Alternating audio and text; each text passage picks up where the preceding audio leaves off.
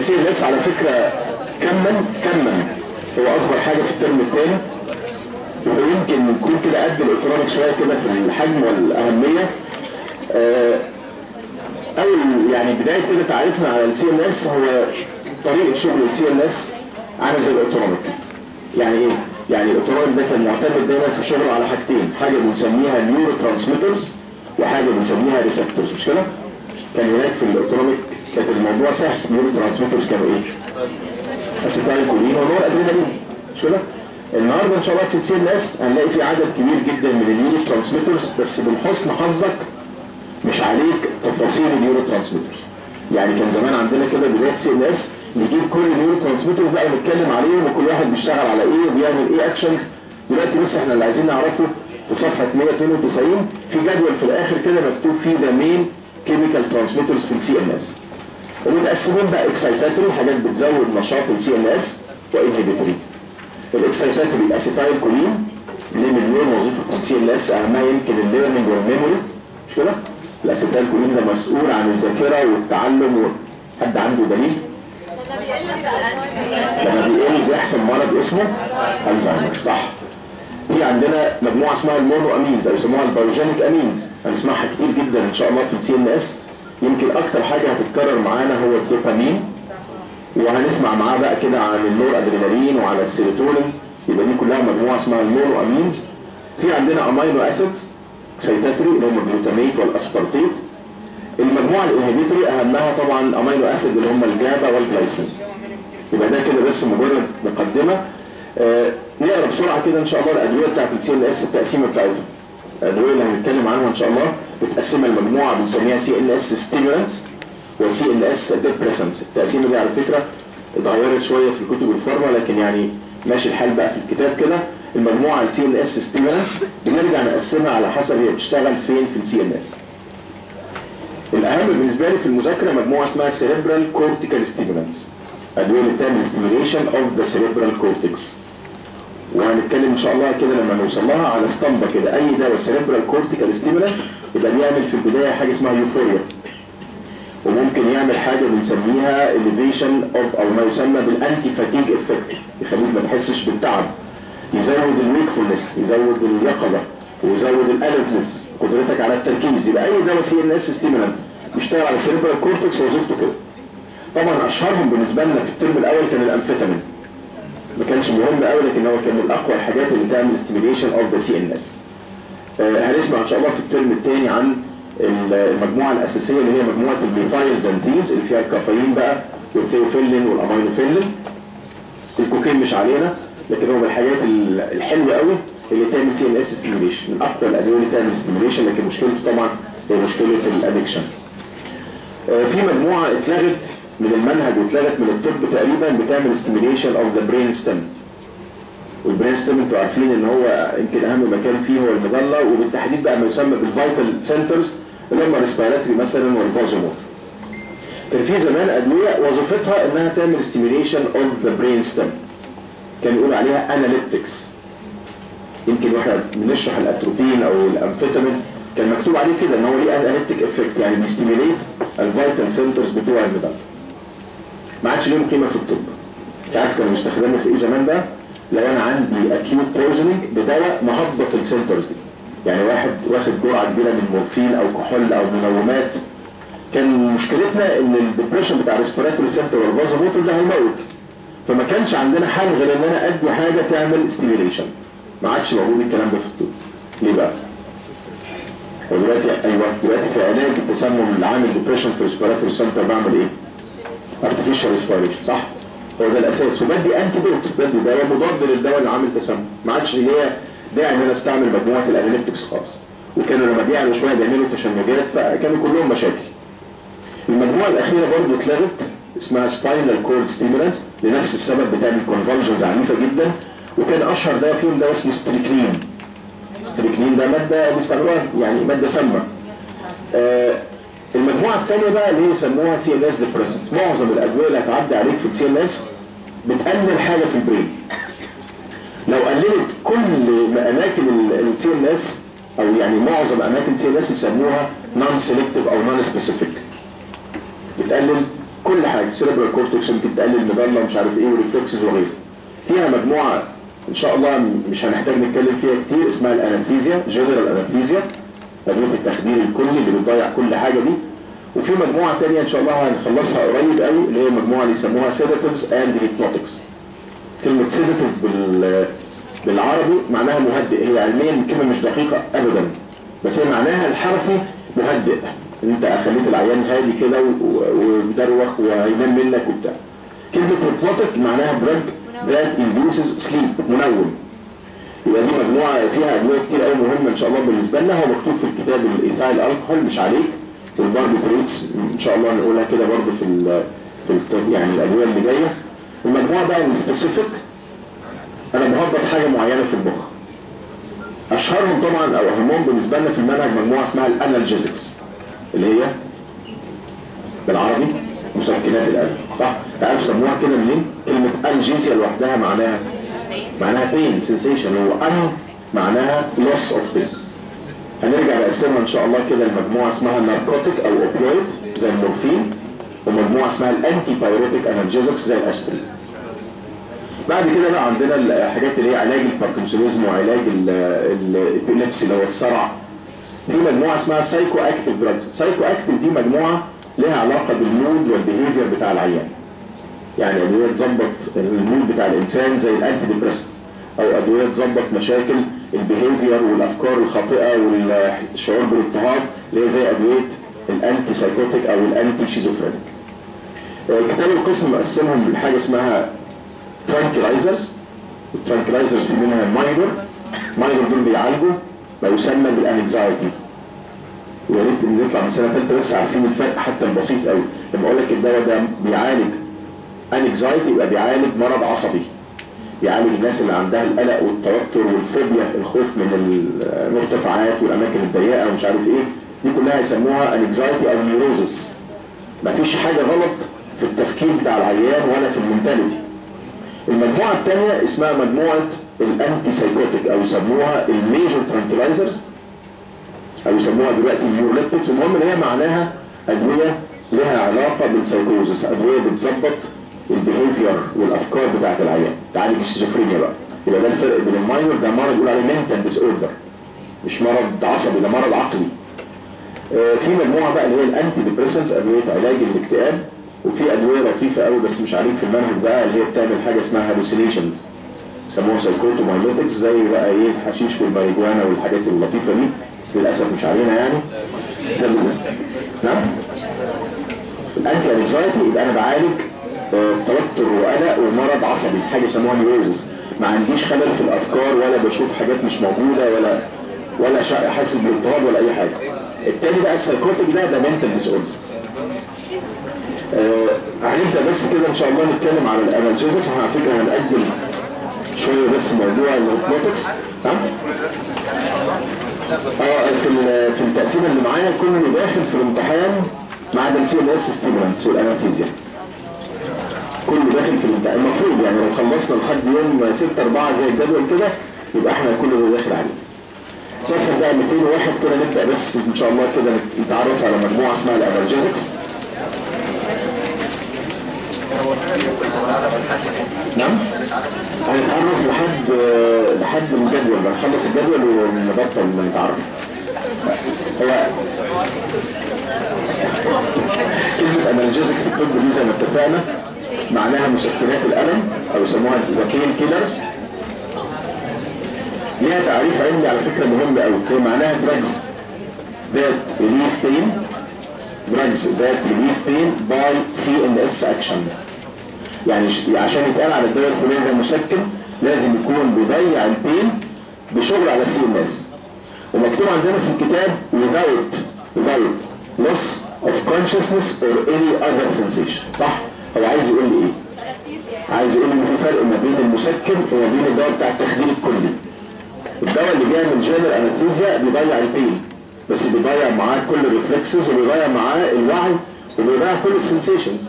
يبقى الانالجيزك بس دوره ان هو يريليف بين من غير ما يفقد العيان الوعي ولا يضيع اي احساس تاني. كتاب القسم مقسم برضه تقسيمه قديمه شويه للانالجيزكس، مقسمها سنترال وبريفرال. ايه رايك في البريفرال دول؟ هو ينفع يكون في انالجيزك بريفرال؟ ده احنا قلنا دلوقتي ان تعريف الانالجيزك انه يكون بيشتغل على سي ان اس، يبقى البريفرال دول ما هماش ترو انالجيزكس، ما هماش بروبر انالجيزكس، دي حاجه كده ممكن تخفف الام في حالات معينه لكن ما يتصنفوش كادويه انالجيزك.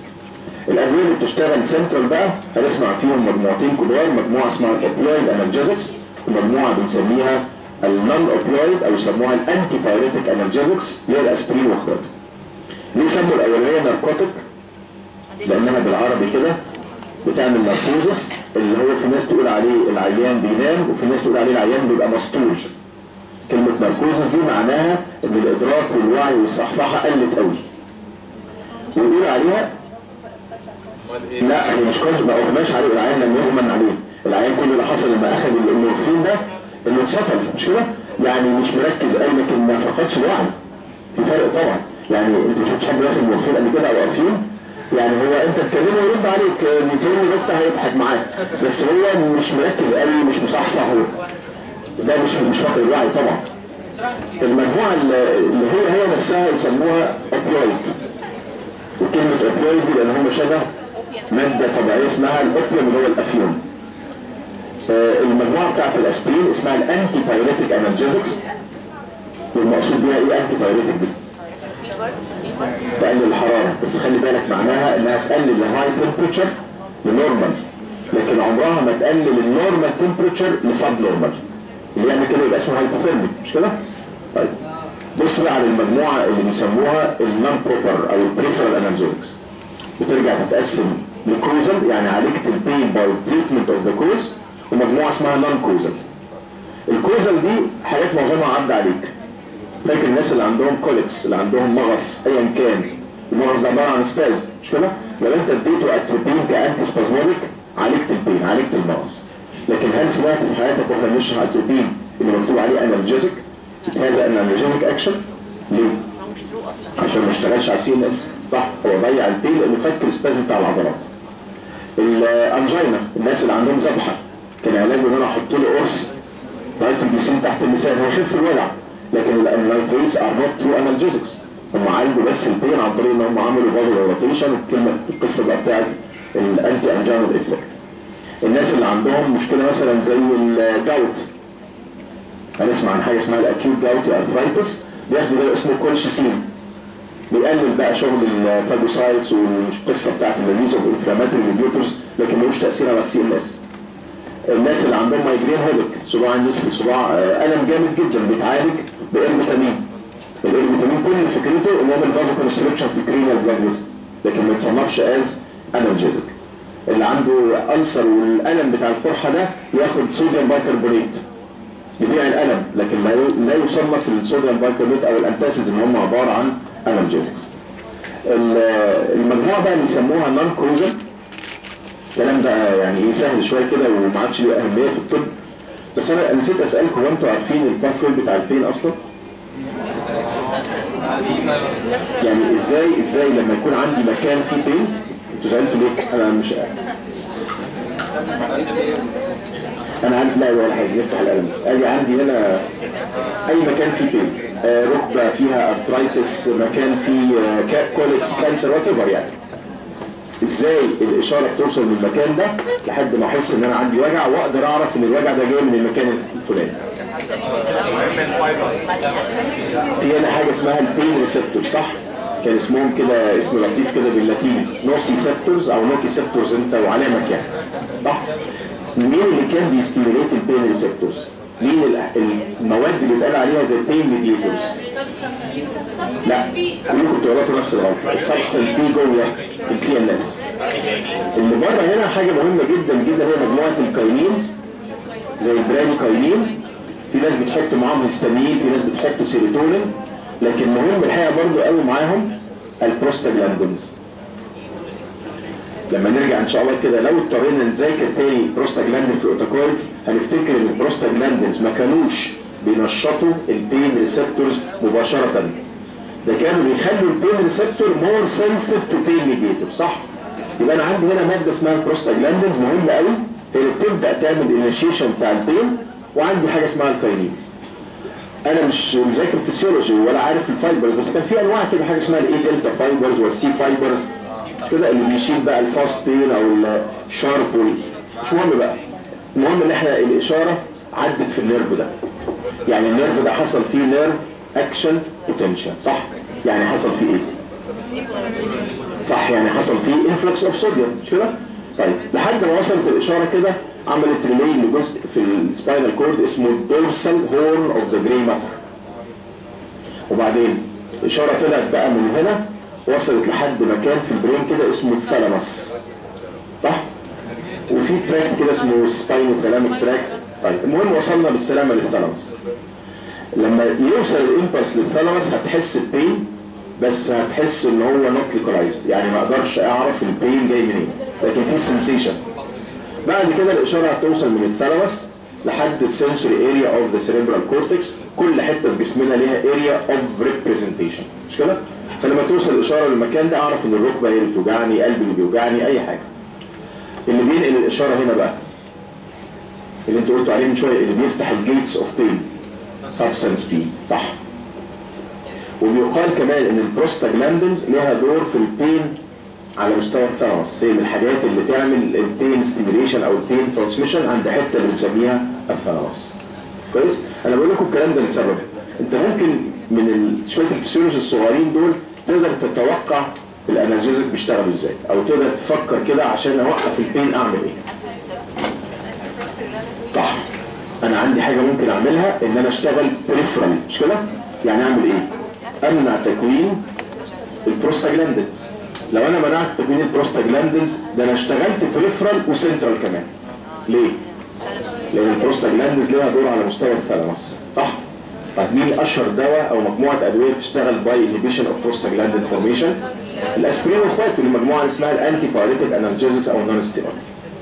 الحل الثاني والمهم قوي ان انا امنع الريليز بتاع سبستانس بي، صح؟ دي اللي بتفتح البين جيتس وتخلي البين يوصل.